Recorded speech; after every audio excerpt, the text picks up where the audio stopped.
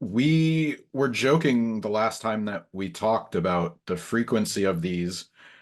We didn't get a chance to talk about Festivus. We missed our December meeting. So, I mean, give me your current grievances. We can talk about this year round.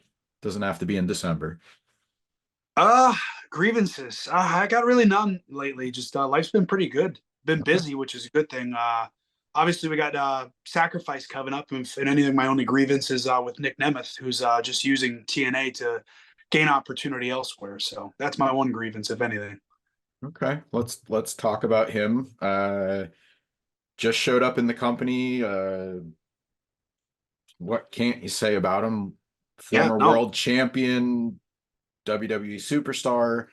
Current New Japan champion, but like you said, it rubs some people the wrong way. I know Moose has some issues with him that he said he'll get to, but uh, I mean, you want to expand on why you think he's there? You kind of just said it, but you don't think he's there for the right reasons?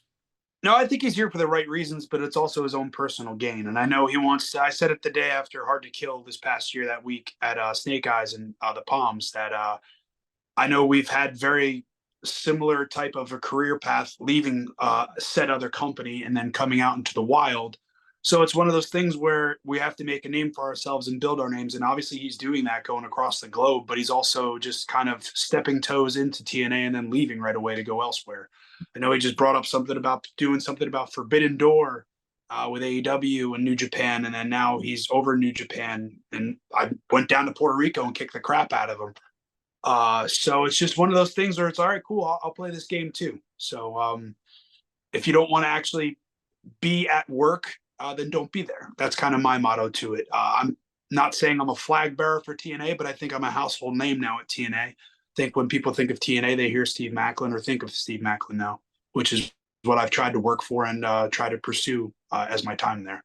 Well, I mean, let's be fair. Somebody asked him that question, so it's not like he's going around saying like, "Oh, I'm gonna go back" or anything. And it's like, without getting too far into it, like that's kind of one of my annoyances. It's like, how many times are you going to ask him, like, or how many ways can you ask that question? Like, so he's going to answer it the only way he can. He's going to say, "Sure, I'd be open to it." Yeah, I get it. But at the same time, don't sit and say you want to do one thing and then do the opposite. Fair. Um, and on the other hand, he's there. You can sort of build your stock, make your name, add more value to your name by beating him. You already. That's the plan at Sacrifice. So Mhm. balls in my court for this, and I have everything to gain. Even if I do lose, I'm still going to be right in the end. He's going to just use this place and gain opportunity elsewhere. I said it from the first time we stepped foot in the ring together, looking face to face, and I said it to his face. I didn't say it behind his back. Mhm. I didn't say it just on some interview that I don't have the balls to say to his face. I said it right to his face. Do you want to be wrong about him though? Right? Like you want to be No, wrong. You want no, him to stay I around? think I'm 100%. I think I'm 100% right. No, do you want to be wrong though? Don't you want him to stay around? That's up to him though. If he wants to stay, that would be great. It's better for TNA and it's better for the brand. But at the same time, he's just going to be in the way of me getting back to the TNA World Title. So Okay. Uh, Sacrifice 2024 looks a lot different than 2023. You obviously had these big plans for a feud with Josh, and then Josh gets injured, and it really screwed up things for a lot of people, not just Josh going down and you eventually won the title, but uh, are you looking back at how things shook out last year as far as uh like not putting the cart before the horse? Like, yeah, you want to get to the world title, but maybe the road that you think is there is not going to be there. Because no, I know I like it just if Josh going down, things happen in this business that we can never control. But what I can control is what I'm capable of. And I won the title, and then of course exposed turnbuckle that allowed Alex Shelley to capitalize on and beat me for, and then an injury got to beat me on as well when I tried to continue in a match in Australia. Those Mhm. kind of hindered me, so I was kind of sidelined as well. So now I kind of got a little bit healthier in 2024. Well, I've gotten a lot healthier, I should say.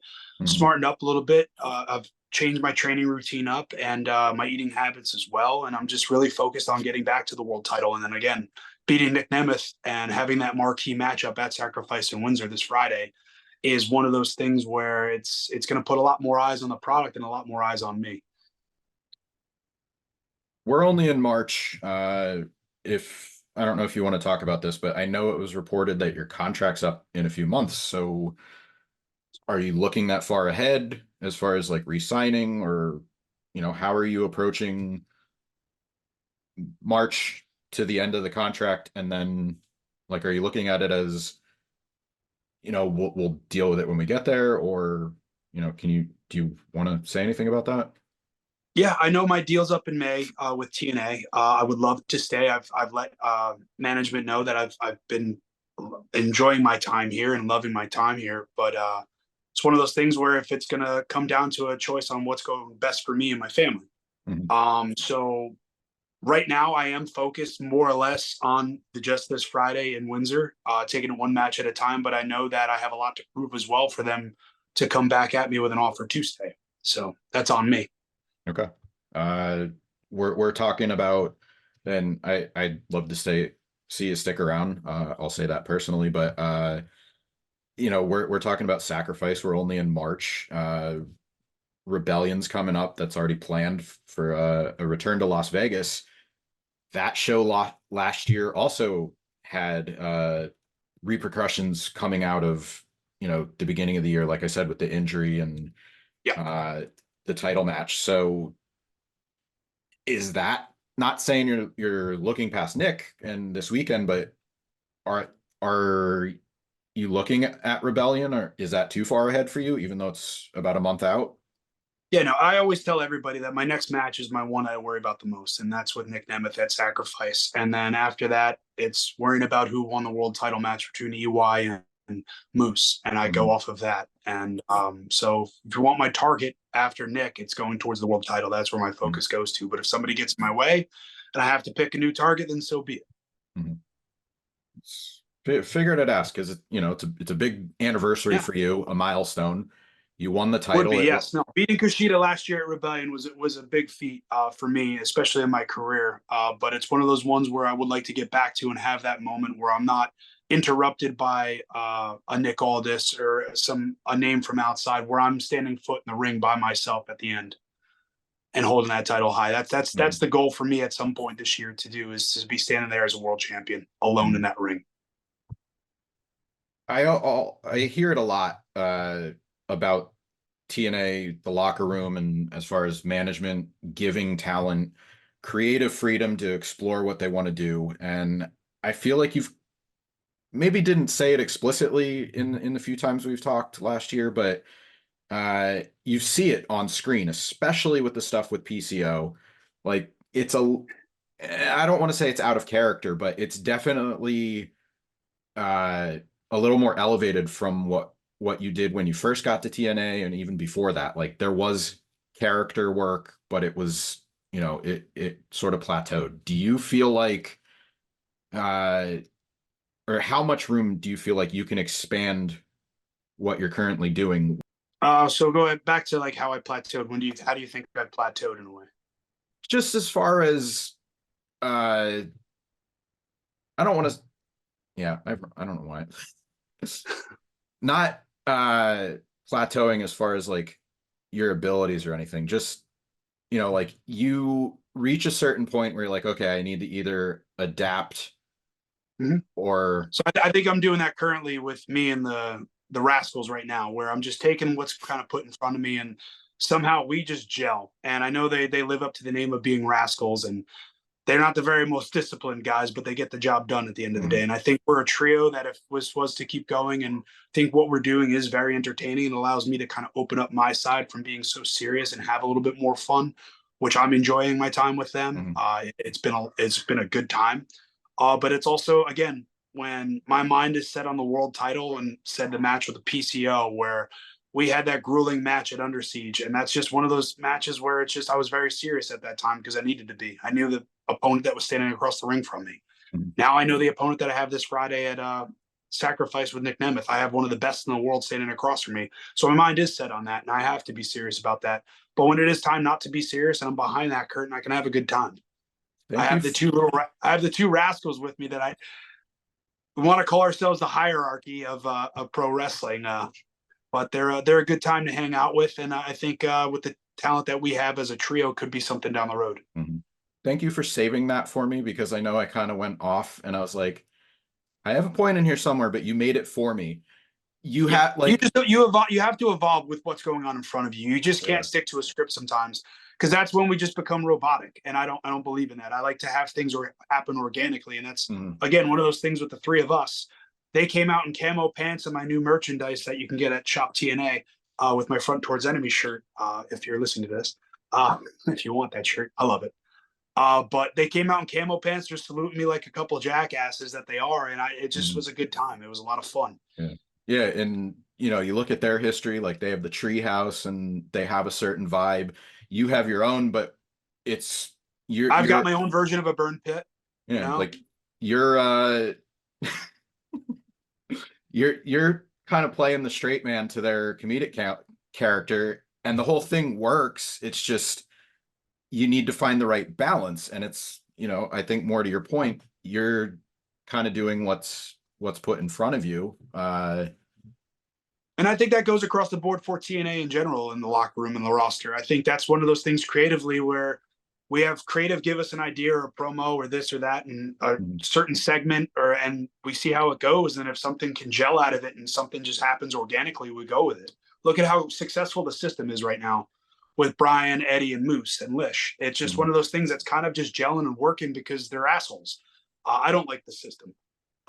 But it's one of those things we can get to at some point down the road, but you're just watching it and it's organically happening where things are just starting to gel. And I think that with the rebrand of TNA and coming into the new year, a lot of people put a lot of weight on their shoulders to really carry this brand. And I think that's the one good thing in the roster from top to bottom is everybody wants this place to be the best. And for everybody to have that TNA chant going, filling up the building, selling out everywhere we go, going back to the Palms, hopefully somewhere going back to the UK, Australia, some talents going there. It's just everything is just gelling right now, and we're trying to ride that wave. Yeah, it's, you know, it's been a lot of positive stuff ever since the rebrand was announced, coming out of Hard to Kill. Obviously there was, you know, a major change with Scott. But you know, other than that, it's been a lot of positive momentum for months, and I enjoy the product, but you also have to look at it as, I don't remember there being this much consistent positive press, positive attitude from my side of things, from talent in years. And it's not to say that things weren't good. It's just, it's been really consistent the past few months. And it's really nice to see like that happening for everybody involved. Yeah, and that's just good. That just speaks volumes of the company with Anthem and Access TV and just everything behind the scenes from the producers, everybody that works on lighting, cameras, everything. Just everybody with this rebrand took it really seriously, and that's where we're trying to get this place to is just keep building and building, get to hopefully one day weekly TV. We don't know. I would like that. I would love for us to be live each week to fill up the houses more, for everybody to have the spotlight on TNA and everybody talking about TNA like they are, just not this like tight knit little bubble. I want that bubble to burst and everybody's talking about it. And that's the one good thing, especially a lot of talent elsewhere. They say, I always ask they always hear good things. And that's the one good thing about people coming in is they enjoy the atmosphere that we have behind the scenes as well as we do in ring. I would love to see a live show. And more specifically, I'd love to see more. I think I'm going to wrap up after this. This is going to be my last question or statement or whatever. But there was years ago, I think it was in Las Vegas, and I can't remember the name of the venue, but it just looked really, really cool. I think it might have been Sam's Town, but it might have been somewhere else. But I just remember really, really loving like the vibe that, you know, the live element did. And I know when you guys go to Toronto, like that's a really another really cool environment as far as like a television presentation. So I think tapping into that, you know, whether it's live or not, just going to cool venues, putting out consistently good television, I think that is going to sort of help propel the company, through 2024.